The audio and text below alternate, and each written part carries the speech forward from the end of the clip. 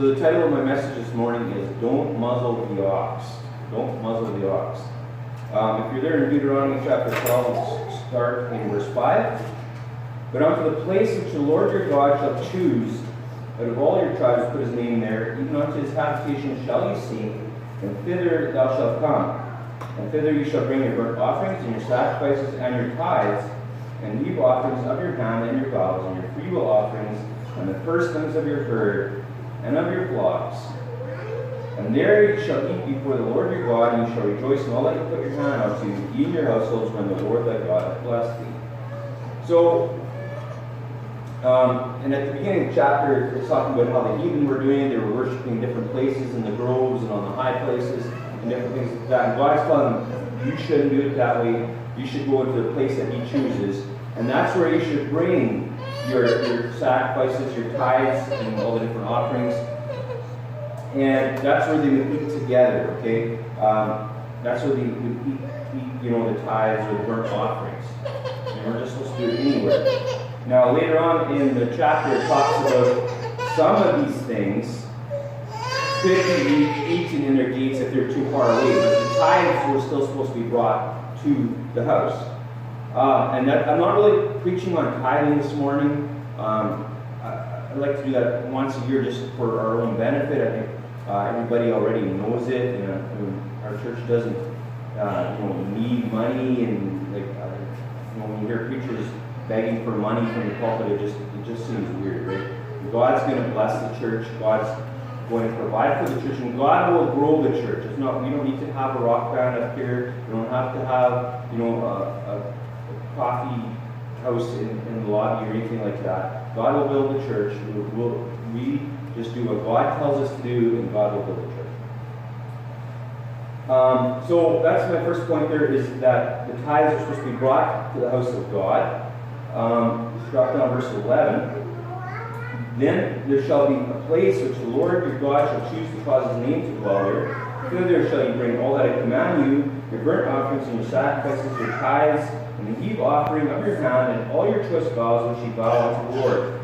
And ye shall rejoice before the Lord your God, ye and your sons and your daughters, and your manservants and your maidservants, and the Levite that is within the gates, for as much as he hath no part nor inheritance with you.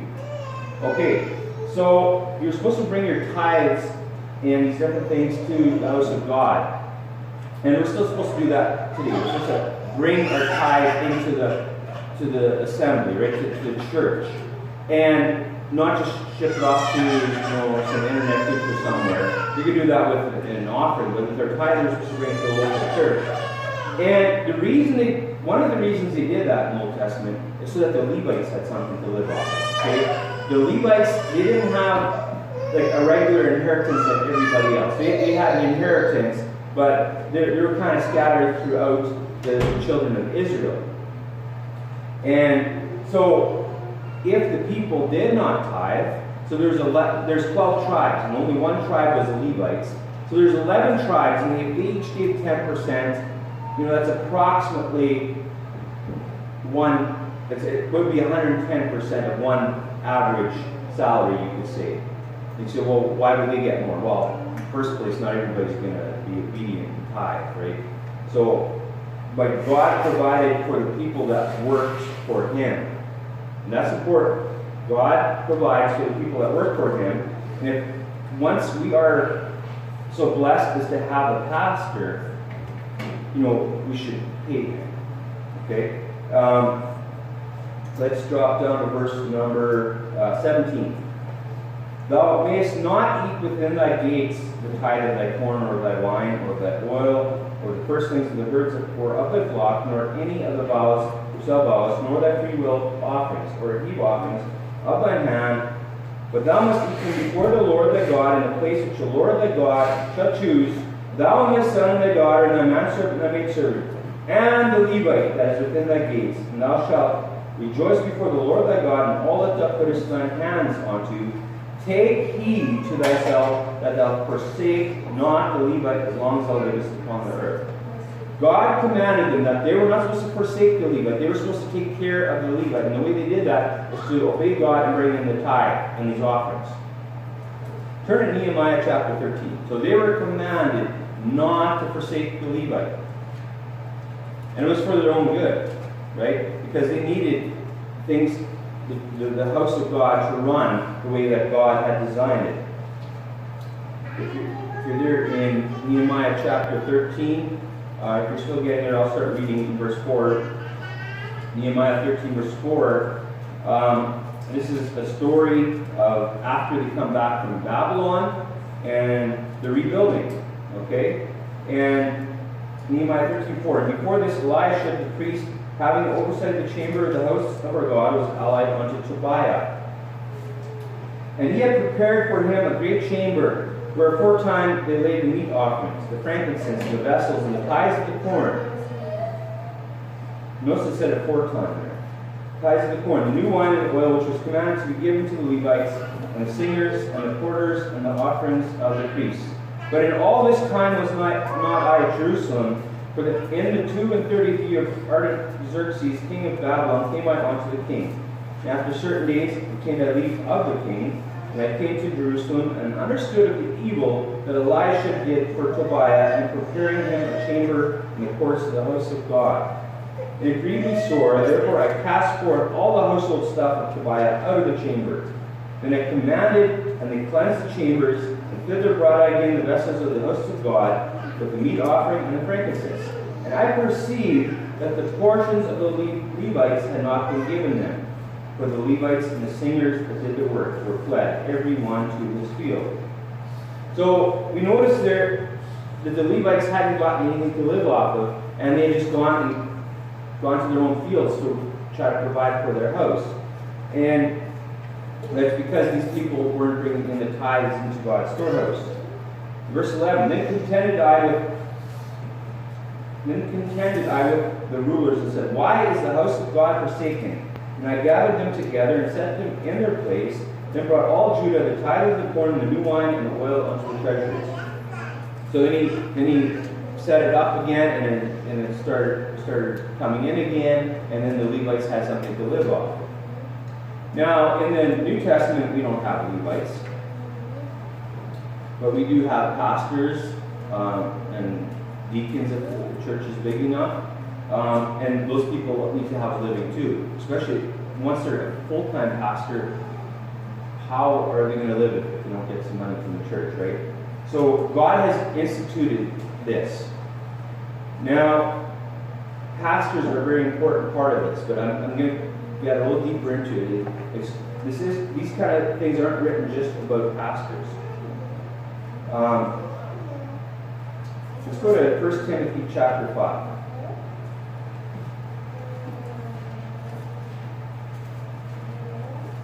1 Timothy chapter 5. So if people don't follow God and do what God wants them to do, then things fall apart. And that's what happened. The Levites are scattered, they went to their own field, they did their own thing.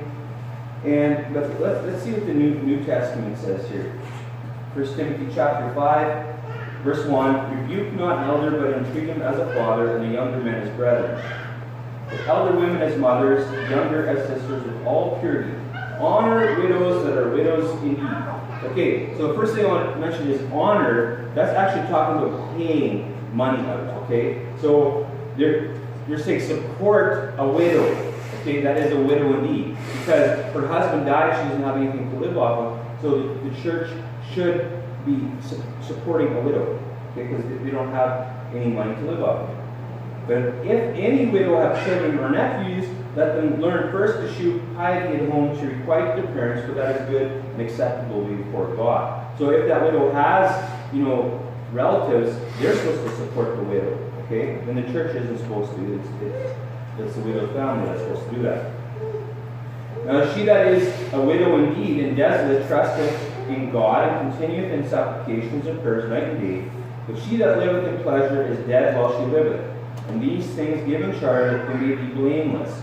But if any provide not for his own, and especially for those of his own house, he hath denied the faith, and is worse than an infidel. If somebody doesn't even provide food for their own children, it's worse than an infidel. Or somebody, they have a mom that doesn't have enough food to eat, and you wouldn't help her out, you're worse than an infidel, the Bible says. Now, we live in a fairly good land. I don't think anybody's starving. There might be some people, but by and large, we have it pretty good here in Canada as far as having enough to eat. We'll keep going with this. Verse 9, let not a widow be taken into the number under 70 years old, having been the wife of one man. So it had to be at least 60. So even if there's this widow, her husband dies, now her income is gone. Okay? She's still not supposed to be supported by the church. So a widow, that even if she's 60, she has children that could support her, or nieces or nephews, somebody like that, they should support her, not the church. If she's under 60, the church is not supposed to support her. And there's good reason, because it tells us why. You think, well, that person needs money too, right? Like that person, let's say a young widow, like 25 or something, right? Her husband died, she's in it. And your heart goes out for somebody like that, right? We're not callous, but we follow God's rules about this. Verse 10. So in verse 9 it says she had to be at least 60. Verse 10. Well reported of for good works, if she had brought up children, if she had lodged strangers, if she had washed the saints' feet, if she had relieved the afflicted, if she had diligently followed every good work. So there are requirements for this widow in order to be supported by the church. But the younger widows refuse, for when they have begun to wax wanton against Christ, they will marry, having damnation because they have cast off their first faith. And withal they learn to be idle, wandering about from house to house, and not only idle, but tattlers also, and busybodies, speaking things which they ought not. So, if the church would support these young widows, what would happen? It sounds like they would go around from house to house and gossip with people. Okay? And when it says damnation, that's not spiritual damnation, okay? That it just means that they're going to go into a life of sin. And they're going to be idle because, well, they're not working for the money, okay? Now, if somebody has a husband that's providing for them, okay, that doesn't mean the wife is sitting at home and just on Facebook all day. I sure hope not, right? Especially if they're doing the godly thing and having children, the wife has, laundry to do, meals to cook, house to clean. There's, I don't envy the job of a wife and of a mother. But now, if there's this widow, especially if she doesn't have children, she's young, and she's just going, house to house, or nowadays she might just be sitting in the living room, posting stuff on Facebook or whatever, right? And there is a reason why God refuses the younger widows to be supported by the church. First of all, after their grieving period, they could get married again, right? The Bible talks about women in the Bible that works, right? That as far as not outside a job outside the home, but the woman in Proverbs 31 that's selling stuff that she made at home, okay? And the Bible lifts up a woman like that that's industrious like that. Now, this sermon isn't just about women. This isn't just about pastors. This is in general, not to muzzle the ox, okay? So this passage here now will take a little bit of a turn here in a little bit. Verse 14, and will therefore that the younger woman marry, bear children, guide the house, give none occasion to the adversary to speak reproachfully. For some already turned aside after Satan. Any man or woman that believeth hath widows, let them relieve them, and let not the church be charged, that it may relieve them that are widows indeed. So that's the other reason. The reason they refuse these younger widows is so that they will be able to help the ones that God has chosen to help. Okay, the widows that are widows indeed. Okay? And then it says in verse 17, let the elders that rule well be counted worthy of double honor. Remember, honor is talking about financial support, okay? Worthy of double honor, especially they who labor in the word and doctrine. For the scripture saith, thou shalt not muzzle the ox that treadeth out the corn, the laborer is worthy of his reward. So the old days they didn't have a combine, right? So they might have put this wheat together with the straw down on the ground and on a stone floor probably, and they would get like the ox to walk around in there, and it would separate the kernels from the straw, from the chaff. And if you put a muzzle on that ox, it wouldn't be able to eat that, what it's working at. And isn't that cruel that you wouldn't allow it to eat from the job that it's doing? Okay? It's working, it's getting you food, and you're not going to allow it to eat some of that? And the Bible says they were not supposed to put a muzzle on that ox. Okay? And so the same thing with the pastor. Okay? Elder is like a pastor, is a bishop. So if we get a pastor at some point, and which I believe is God's will that we will get one at some point, then we would pay a salary. Now, if the church can't afford to pay a salary, many churches have people that work a part-time job or some full-time job and they do pastor. That's just not God's plan for a pastor to work full-time and pastor full-time. It's just we get too busy. Right? But like I said, I'm not just focusing on pastors. Let's turn to 1 Corinthians chapter 9. Now, if you think about this spiritually, who is the ox that's treading out the corn? It's a person that's doing the work. Okay? Now, in a church, the pastor is not the only one that does work. There's soul winning going on. Okay? There's people that go soul winning. I'm not saying you should pay them a wage or pay them a reward. That's not what I'm getting. And I'm going to get to it in a little bit here, in 1 Corinthians 9. 1 Corinthians 9, verse 1, it says, Am I not an apostle? Am I not free? Have I not seen Jesus Christ our Lord? Are not you my work in the Lord? Remember, this is Paul, his letter to the Corinthians. If I be not an apostle unto others, yet doubtless I am to you. For the seal of mine apostleship are you in the Lord. My answer to them that do examine me is this. Okay, so some people were questioning him, how he was running things, how he was doing things, okay? And he's saying, this is my answer. Have we not power to eat and to drink? Have we not power to lead about a sister, a wife, as well as other apostles, and as the brethren of the Lord, and Cephas? And Cephas was Peter. Or I only and Barnabas have not we power to forbear working? So he's saying, can't we eat and drink? Couldn't we get married? Lead about a sister, right? As well as the other apostles and Cephas, right? He's saying, or only Barnabas and Paul are supposed to, still have a part-time job? No, they could as well. Okay? Remember what actually. Let's turn over there. New Testament. I forget if it's Matthew, which gospel it is. I'll just quickly find it. It's just popped into my head here.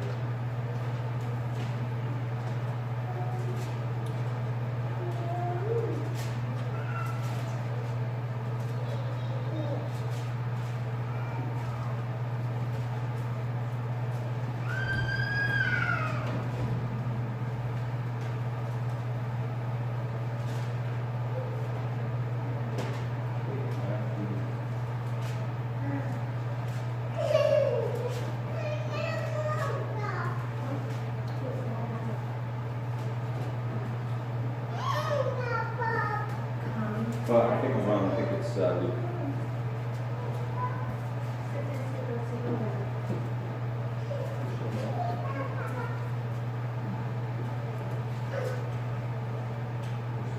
Okay, yeah, Luke chapter 24.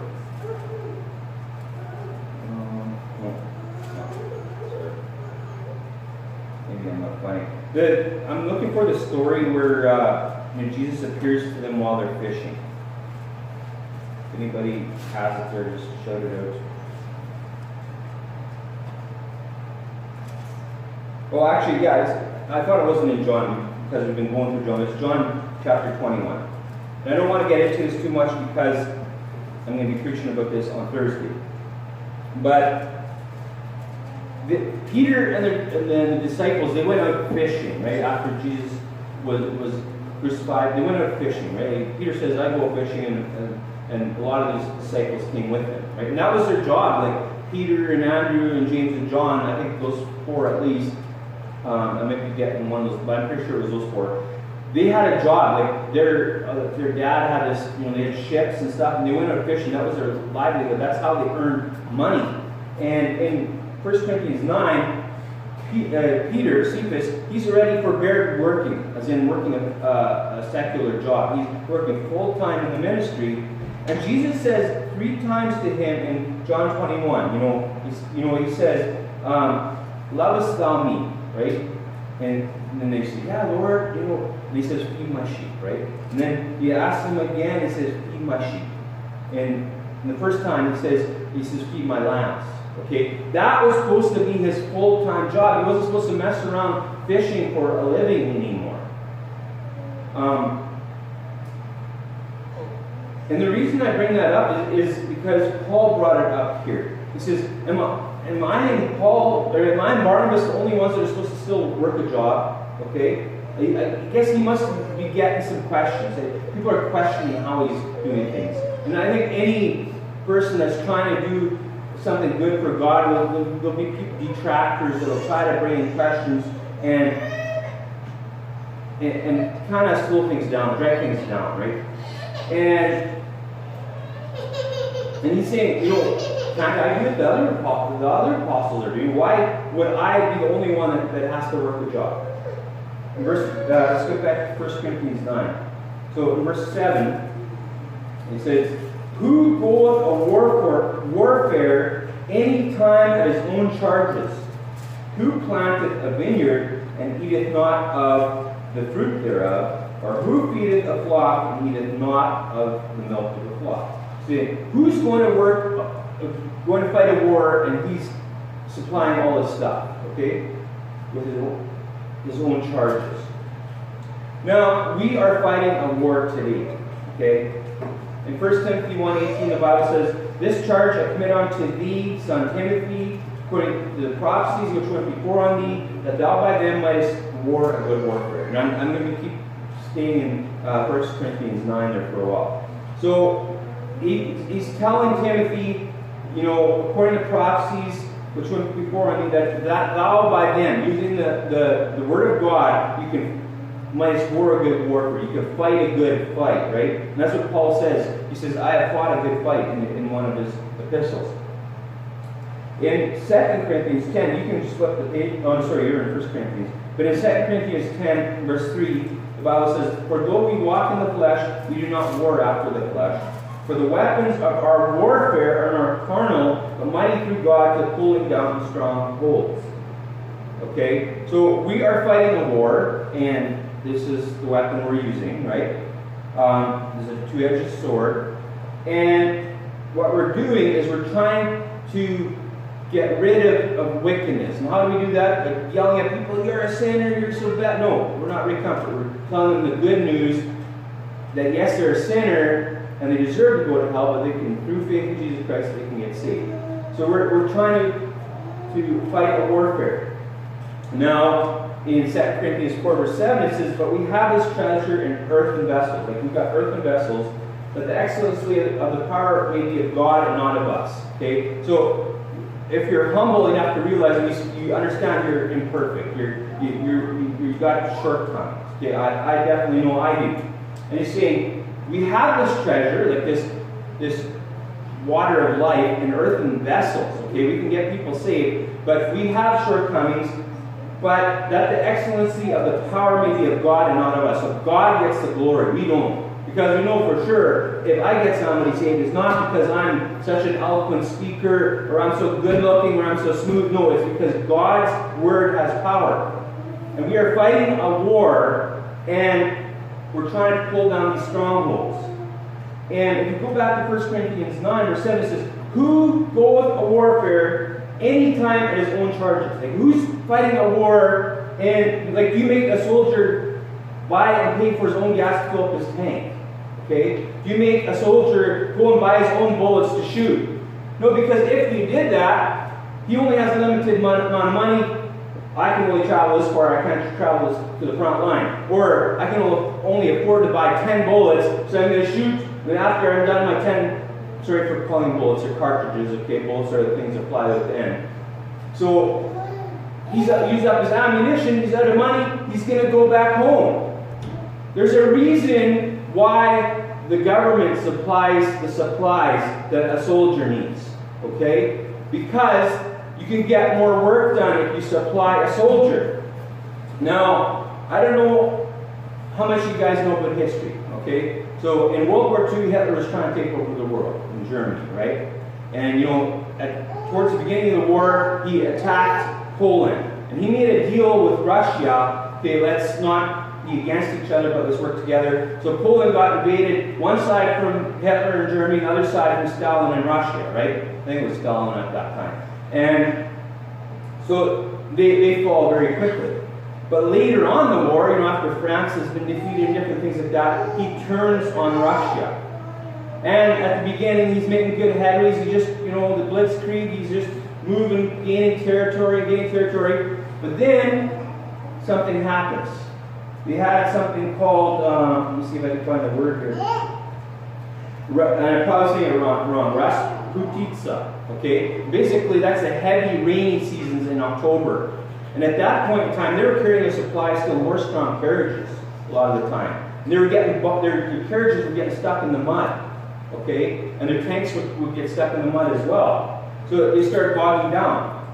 So at one point in the war with Russia, they had an advanced unit that was, I think it was 5 kilometers or 5 miles of Moscow. But that's as far as they ever got. So they got defeated. And what defeated them is one of the things, and I'll just read from part of the article, but is they weren't supplied. Their logistics, okay?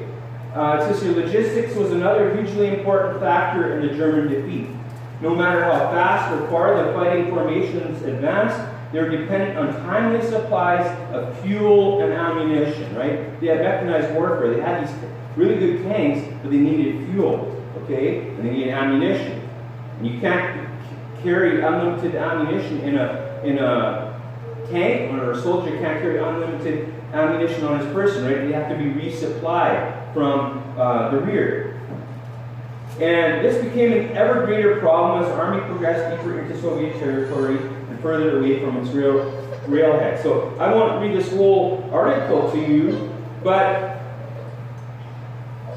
you know, after the autumn Rasputitsa and the onset of the brutal Russian winter, it brought a halt to this Operation Typhoon that they had. And Typhoon was a later one. I think the first one was Barbarossa or something like that. Winter, so tank, this winter's coming on. Your tank and vehicle lubricants froze as temperatures plunged to record lows. I guess they weren't used to freezing cold winter like we have here or like they have in Russia. And for certain parts of Russia, like that would be like our, you know, northern Canada.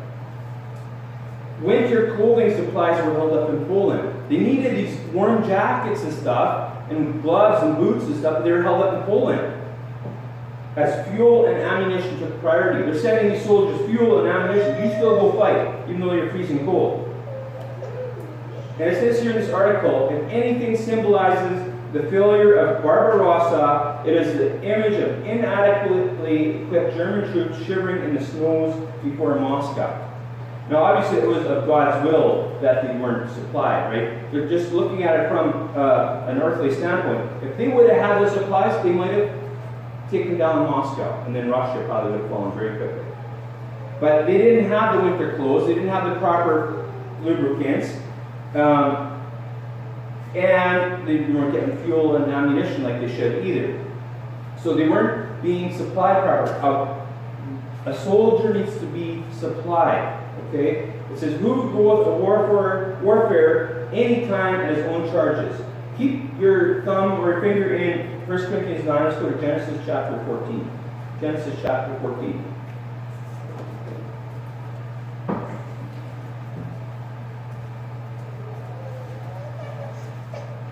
Because just imagine this whole army, if everybody had to supply all their own ammunition, their own, you know, supplies, their own gun. Just imagine even just that one thing. If everybody had to supply their own gun and ammunition. Now, one guy dies, well, you're going to grab this ammunition so you can keep fighting. Oh, shoot, that's a 308 and I got a 762. You know, it might not quite fit. And so there's a reason why that there's a government that supplies the the supplies for the soldiers. So Genesis chapter 14, Lot and his family just got taken captive by this invading army. Now Abraham hears about it in verse 14 there. And when Abram heard that his brother was taken captive, and it calls him his brother, but really it was his brother's son, right? But that's what they call him. His brother was taken captive.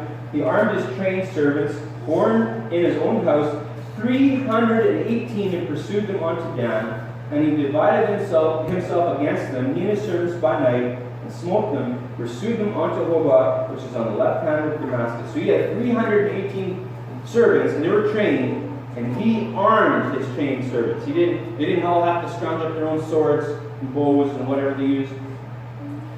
Abraham had the stuff, and he supplied it. And that's why they were so effective. And they were trained, right? That's one of the reasons they were effective. Obviously, they were effective because God was on their side. So, why am I talking about warfare? Okay, it's because 1 Corinthians 9:7 talks about warfare. So, our Christian battle is likened to warfare.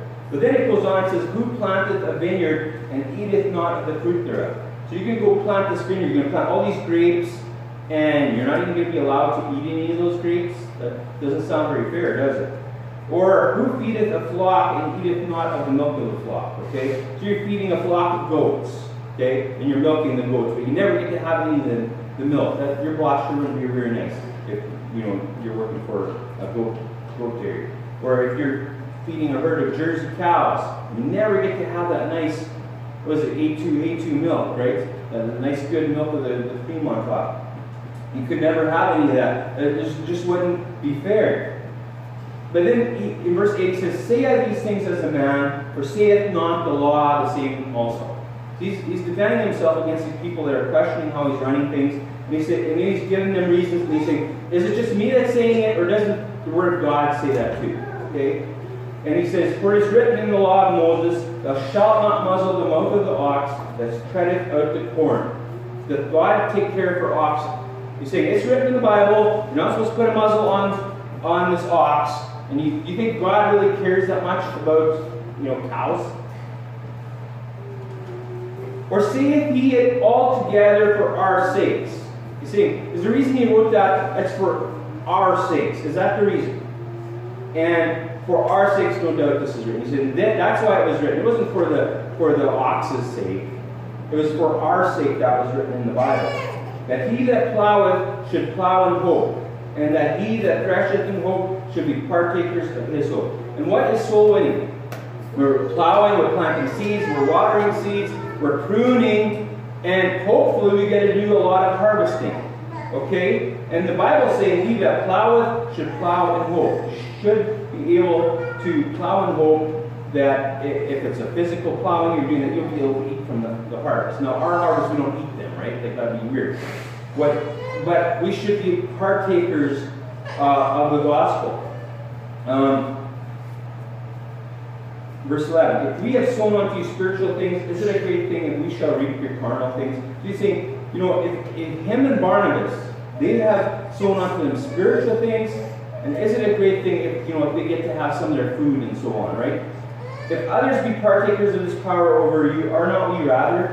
Nevertheless, we have not used this power, but suffer all things, lest we should hinder the gospel of Christ." So he's saying we could have, but we didn't, because we didn't want to hinder the gospel of Christ, because some people would look at it the wrong way. But he said he could have, like all the other apostles did, okay, except for him and Barnabas.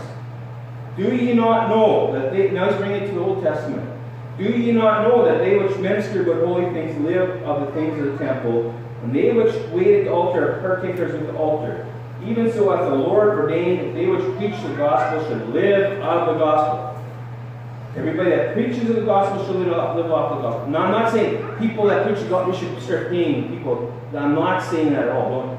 Don't start thinking that I'm weird up here, okay? I'm not saying that we should pay the people that preach the gospel. But what I am saying, who goeth to warfare at any time at his own charges? What I'm saying is, if we go take a mission trip somewhere, to South Dakota, or to Winnipeg, or wherever we go, and the church is willing to pay for your fuel, or your meal, don't be proud about it. Just accept it, because we're trying to fight a more effective battle here, okay? So if the church is willing to do it, they have the funds, maybe that means we get to fight more battles then, if you accept that money, okay? And because we want to have an effective army here. And Paul goes on to say, he did it. Now, you could refuse, you're not sinning. But I think we'd have a more effective army if we did accept this. Go to John chapter 12. We're done in 1 Corinthians 9. Go to John chapter 12.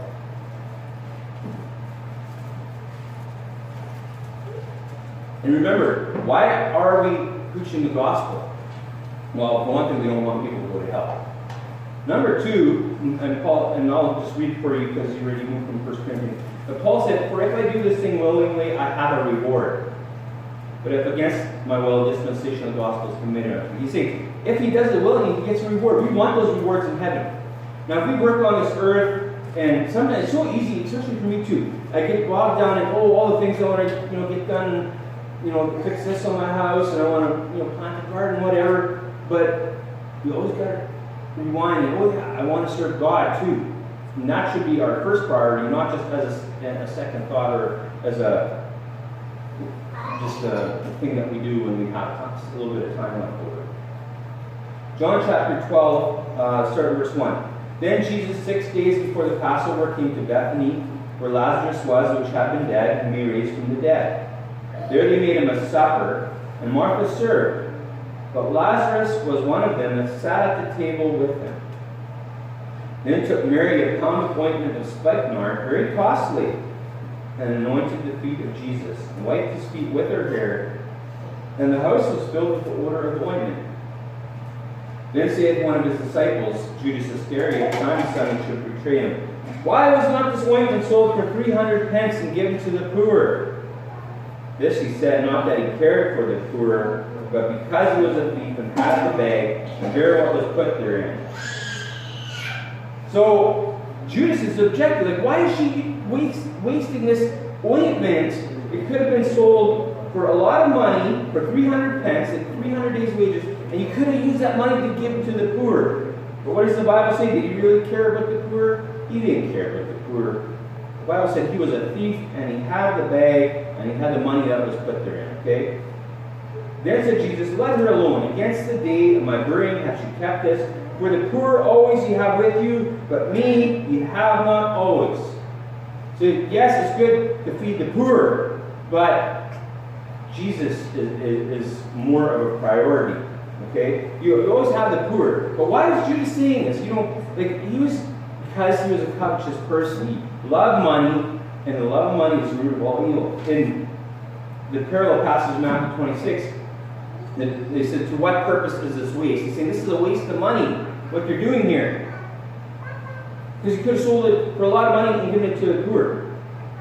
Now some people, nobody has said this to me, okay, but I'm just preaching about this so that everybody does, so people don't feel guilty if you have a meal after soul winning, or people don't feel guilty accepting money for fuel or something like that, okay? I don't want people, or let other people tell you from outside the church and speak in your ear, hey, why are the Sound Doctrine Baptists spending money on food, or spending money on, fuel and different things, and, whatever we spend our money on, but soul winning. Soul winning is never a waste, okay? Not going soul winning is a waste.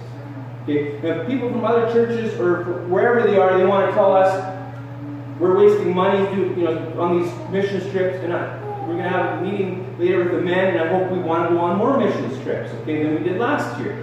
And if people from outside of church want to tell you, why are they wasting money? You have that church here, just stay here and don't go on these mission trips. Going soul winning is never waste, okay? And we never want to neglect the area here where our church is, okay? But that doesn't mean we should never go other places as well.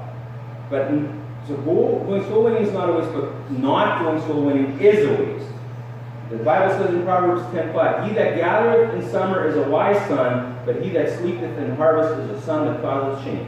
Let's say I'm a farmer, and it's wheat harvest. We've got to do it the old-fashioned away with the sickle, and I'm up bright and early, but my son Michael, he's sleeping in.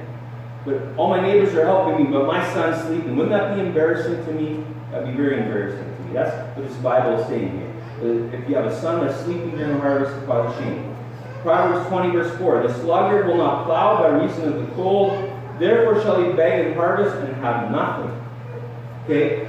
Now, that's obviously talking about, you know, a physical thing, right? That if you don't plow in spring, because if you're a farmer, that's how you make your money. You don't plow in spring because it's too cold. You know, like, you always watching the weather is never quite right to plow. You're going to beg and harvest because you don't have anything. Now, you could put this over to soul winning too, right? You know, it's, you know, too shady today, or it's too hot today, or whatever. Or it's too cold. Here, yeah, we got it cold. And there's nothing wrong with, oh no, let's do apartments today. There's nothing wrong with that. Just 12 hours soak. They think you've got to go to apartments if it's just barely below freezing. Here, you know, it has to be colder before we do that. And there's nothing wrong with them making that decision down there because they're not used to the cold like we are here. Okay? If once we've had minus 30, minus 15 feels like, not quite like t-shirt weather, but it feels like bearable, right? Because your skin's not burning as soon as you go outside. So people they're always making excuses, it's too cold, it's too hot, I'm too tired, or whatever. And I'm not saying that there aren't legitimate reasons, okay? But they're going to beg and harvest and have nothing. Let's think of it, the harvest is at the end of the world. We've already been the harvest now when we're getting people saved. But that's one part of the harvest, but the harvest is actually at the end of the world when the saved people get raptured.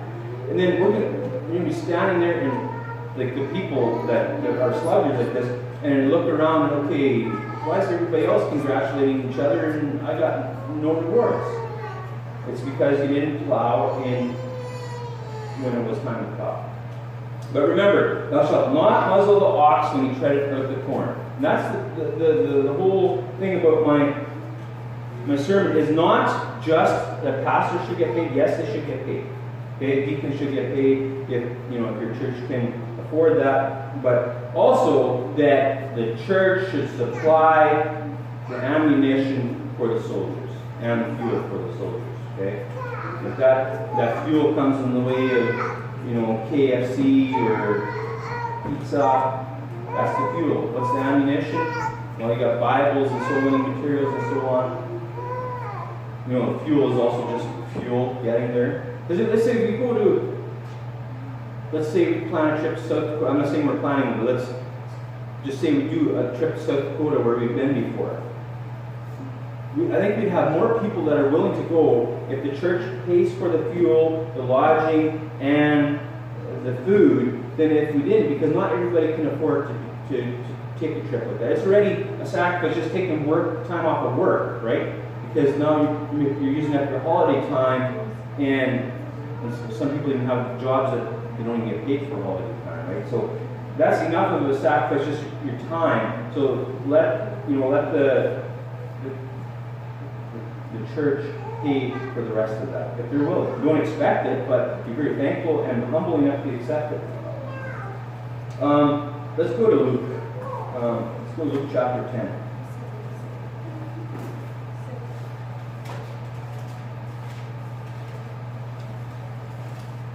Luke chapter 10. So we're commanded to go soul winning, right?